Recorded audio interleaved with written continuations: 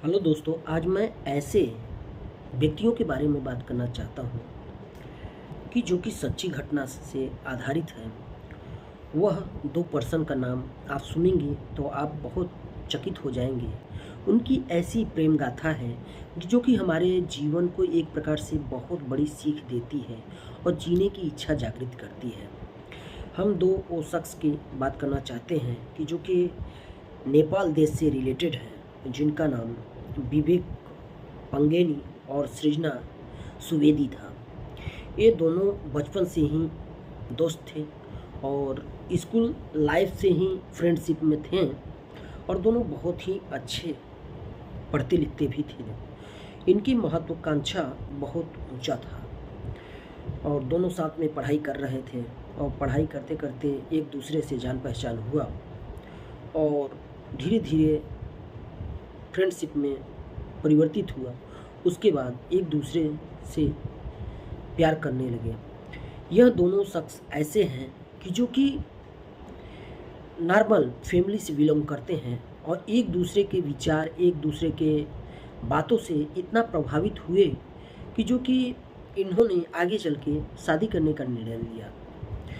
जो कि दोनों बहुत अच्छे पढ़ रहे थे और दोनों नेपाल से रिलेटेड हैं, जो कि नॉर्मल फैमिली से हैं, लेकिन दोनों का सोच एक दूसरे से काफ़ी मिलता जुलता था और इन्होंने तय किया कि हम चलो आपस में शादी कर लेते हैं और एक साथ हो जाते हैं। तो यह एक्चुअल में देखा जाए तो यह दोनों सोशल मीडिया से इन्फ्लुएंसर हैं और दोनों मिल के एक साथ वीडियो बनाते थे और यह रहने वाले नेपाल के थे। और यह आपको बताना चाहता हूँ कि सच्ची घटना है। दोनों का शादी हो गया और दोनों अच्छी से रहने लगे और दोनों सोशल मीडिया से रिलेटेड वीडियो बनाते थे। अच्छा अपना हंसी खुशी ज़िंदगी जी रहे थे। दोनों का सपना काफ़ी बड़ा था। अमेरिका में इन्होंने मतलब कि अपना पढ़ाई स्टार्ट किया, जो कि फिजिक्स से रिलेटेड था और दोनों बहुत पढ़ने में अच्छे भी थे। लेकिन क्या है, कुछ दिनों के बाद विवेक पंगोनी को पता चला कि उनको कैंसर है। उन्होंने मतलब कि जांच कराया और लास्ट में पता चला कि नहीं, चौथा स्टेज है। और सृजना सुवेदी जी को भी पता चला। लेकिन दोनों में इतना घनिष्ठ प्रेम था एक दूसरे के प्रति, दोनों का एक जुड़ता, यह पूरे विश्व को चकित कर दिया। सब कुछ जानते हुए सृजना सुवेदी जी इतना मतलब कि सेवा की विवेक पंगेनी का कि दोनों में इतना घनिष्ठ प्रेम था कि जो कि सोशल मीडिया पर इस समय काफ़ी तेज़ी से वायरल है। और इनके प्रेम को देखकर आज की दुनिया में सभी चकित हैं, क्योंकि अभी देखो कितने प्यार हैं कि अभी एक दूसरे से पैसा को रिलेटेड लेके प्यार करते हैं, पैसा ख़त्म हो जाता है, एक दूसरे से तलाक कर लेते हैं। लेकिन ये दोनों आपस में बहुत ही अच्छे से रहते थे। और सृजना सुवेदी को पता चला, लेकिन उन्होंने हार नहीं माना।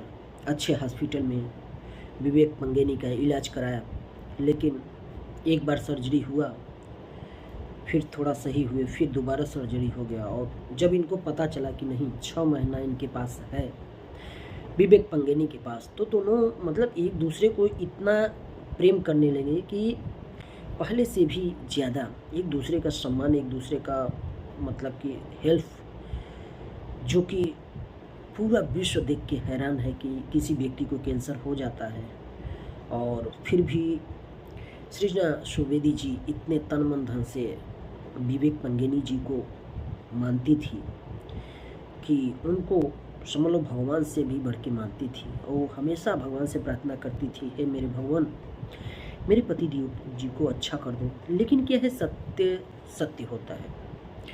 अंततोगत्वा वह दिन आ ही गया है, जो कि 19 दिसंबर 2024 को उनका अंतिम समय आ गया, जो कि उनकी मृत्यु हो गई और वह दुनिया छोड़ के चले गए। लेकिन सृजना सुवेदी जी उनको हमेशा अपने ख्यालों, अपने दिलो दिमाग में हमेशा बैठाई हुई हैं और उनको बहुत सब प्रेम करती हैं। कभी कभी वह कहती हैं कि अगर ऐसा ही करना था तो मेरी ज़िंदगी में आप आए क्यों। तो क्या है कि और भगवान ने एक ऐसा लेख लिखा, तो क्या है, सृजना सुवेदी जी अभी भी उनको उतना ही प्यार करती हैं जितना पहले करती थी। लेकिन क्या है कि यह एक प्रकार की सच्ची लव स्टोरी है और भगवान कैसे कैसे दुख दिखाते हैं।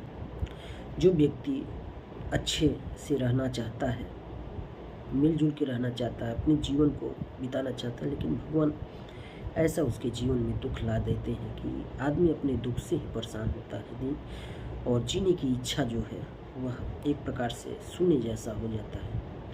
और यह कहानी को देखकर, यह सच्ची घटना को देखकर उन प्रेमियों के ऊपर एक प्रकार से सटीक बैठता है कि नहीं, प्रेम में छल कपट नहीं होना चाहिए। और एक सच्चे हृदय से अगर कोई व्यक्ति प्रेम करता है, पति को ईश्वर मानता है, तो उसके साथ लास्ट समय तक रहना बहुत ज़रूरी है।